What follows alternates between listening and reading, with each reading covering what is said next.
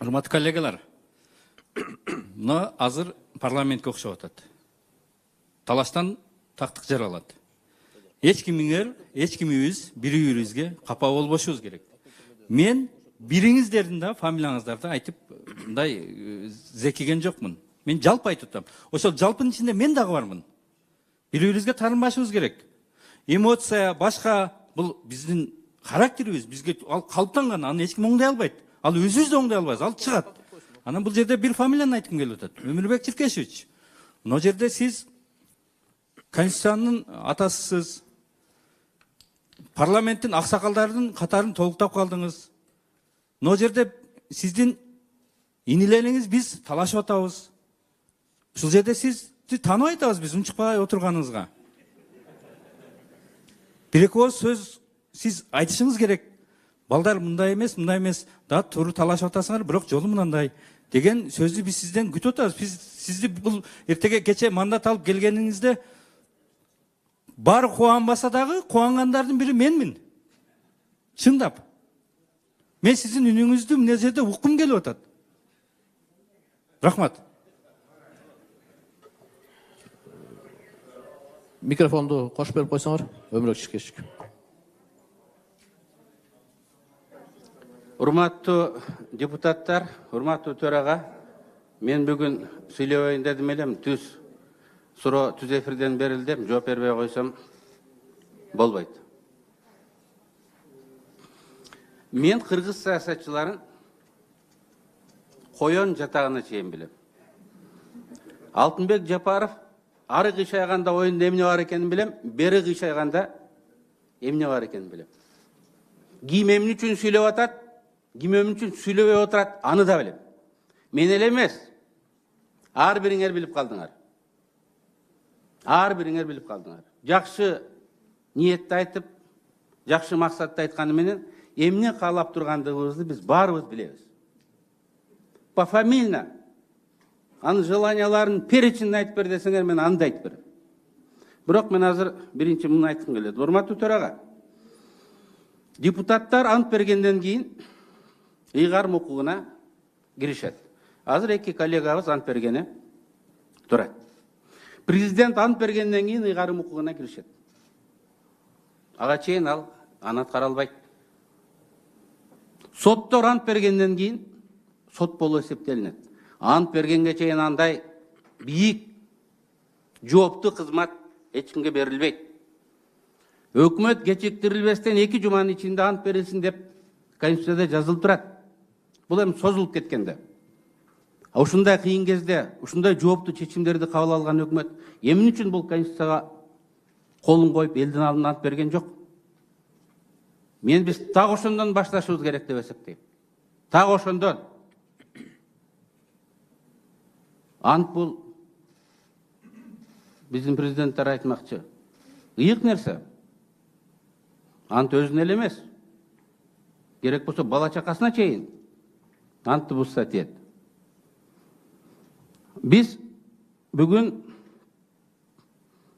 оор кырдаалда законду эмне жазылса так ошону аткарышыбыз керек. Бизге болуп көрбөгөндө түркмөндөр акыл үйрөттү. Борбордук Азиянын 5 мамлекети бизге кайрылды. Кыргыз туугандар, жаңжалдан чыгабыз десеңер, конституцияңарды жакшыбы, жаманбы, кабыл алынган тартипти сактагыла деди. Ошол боюнча бийликти түптөгүлө деди. Биз үчүн силердеги тынччылык маанилүү деди. Түркмөндөр айтып атат. Башка жагын айтпай эле коелу. Бүт дүйнө айтты. Кандай эрежеңер болсо ошол боюнча аткаргыла. Мен түрмөдө болуп келдим. Ал жерде дагы эрежени сакташ керек экен. Сактабасаң просто уят болосуң. Биз мына ушул эрежелер менен азыр аракет кылсак, эч ким утулган тарапта, уткан тараптагын кыңк эте албайт. Эч кимге биз повод бербешибиз керек. Бүгүн биз президенттик шайлоону даярдашыбыз керек. 10 жыл мурунку Конституция кабыл алгандар, 30 жыл мурунку Конституция кабыл алгандар ушундай кырдаал кокусунан болуп калса, депутаттар шайлай албай кала турган болсо, автоматтык түрдө 8-күнү шайлоо жарыяланат. Борбордук шайлоо комиссиясы графигин түзүп, ишти баштайт деп айтып турат. Азыр бир талашып кетип калсак, эртең борбордук шайлоо комиссиясы иштин баштаганы турат. Biz депутаттар уят болобуз да. Ушул маселени чечип бере албай койгондугубузга. Эми максатты ачык керек да. Мен сүйлөбөй коеюн дедим эле, просто мүмкүндүк бербедиңер. Эки көз караш турат. Шайлоонун өз мөөнөтүндө өткөрүп, жаңы келген депутаттар элге берген убадасын аткарып, ким утуп келсе, конституциялык реформаны баштай берсин деген бир тарап турат. Экинчиси, шайлоону өткөрбөйлүк, ар кандай шылтоо менен сырыф кылайлык, конституцияны уруп ойнобойлук. Элдин талабы деген талапка жамынып, өткөрбөй коюлук дагы накта президенттик бийлик формасын жасайлык деген тарап турат. Мен силерге гарантия менен айтам. Бул күндө өтөт, 1 жылда өтөт, 2 жылда өтөт, президенттик шайлоодо кирет. Мен адамдардын характерин билем, эмнеге жөндөндү экенин билем. Силер деле билип калдыңар. Эгер ошол система өтө турган болсо, бизде Өзбекстан эмес, Казакстан эмес, Түркмөнстан болот. Мына биз азыр характерибиз менен сыймыктанабыз. Көз каранды эмес, биздин депутаттар талашабыз дейбиз. Эгер андай тартип келе турган болсо, мына элге дагы мен жоопкерчилик менен айтам. Түркмөнстандын парламентинде болуп туруп, жүгүнүп туруп кол чаап турасыңар. Бар арабызда жүгүнүп туруп кол чаап тургандар. Талап кылса жүгүнүп туруп, полусогнутым положение будет аплодировать. Келет ал. Келип атат. Каалоочулар айтып атат.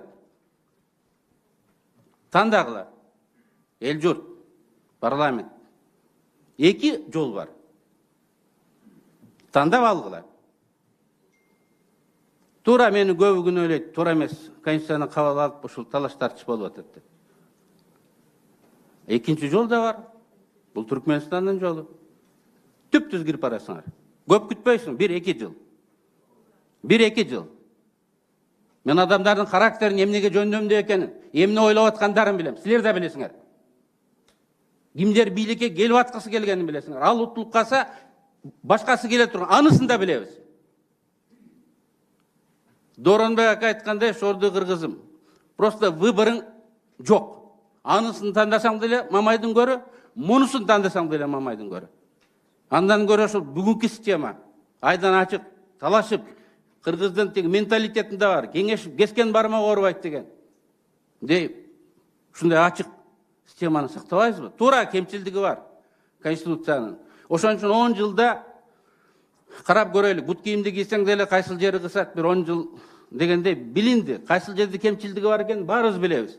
Ошол жерлерин оңдоп бербейбизби? Шайлоодон кийин. Шайлоо сөзсүз өтүш керек. Бул касалды айыктыруунун бир эле жолу бар. Диагноз так, лечениясы дайындалды. Бул шайлоо. Эл өзү тандап алыш керек. Кимди тандап алса, ошого ыраазы, 5 жыл ыраазы болуш керек. Болгону шайлоо ачык жанаттап өткөрүш керек. Эми борбордук шайлоо комиссиясы боюнча. Бул жерден депутаттар булардын моралдык укугу жок. Шайлоонун жарымы болгондо таратып жиберебиз деп айтып атпайбызбы? Анткени булар подкупты токтото алган жок дейт. Подкупты ким жасады? Биз жасадык. Биз эмне үчүн өзүбүздү токтотконубуз жок. Булар подкупты токтото албады дейт. 200 жолу МВДга, министрге, генпрокурорго кат жазыптыр. Алар токтото алган жок, аракет да кылган жок. Алар көзүн жумуп коюшту. Бүт мамлекеттик орган саботаж кылып атса, ошол жердеги 12 адам колунан эмне келет? Биз эмне үчүн өзүбүздүн жоопкерчилигибизди айтпайбыз? Силер жоопкерсиңер, силер карашыңар керек деп. Жоопкер болгон президент өзүнүн күнөөсүн сезди. Мен туура эмес кылып коюп турдум деп кетти. 200 кайрылууну аткарбай койгон өкмөт күнөөлүүмүн деп кетти. Эми биз дагы күнөөбүздү сезип алдында. Акыркы 3-4 маселе бар. Ушул маселени чечип туруп, башка сүйлөбөйбүз, башка жыйналбайбыз деп айтып туруп тарап кетпейликпи? 3-4 маселе бар, кечирилгис жасай турган. Менин кыскача айткан сөзүм сиздерге ушул. Келгиле биз маселени тез, ачык, өз абердин алдыбызда чечейлик. Uақыт тез өтөт. Ел тарих барына ба берет. Көңіл бұрғандығыңызға чоң рахмат.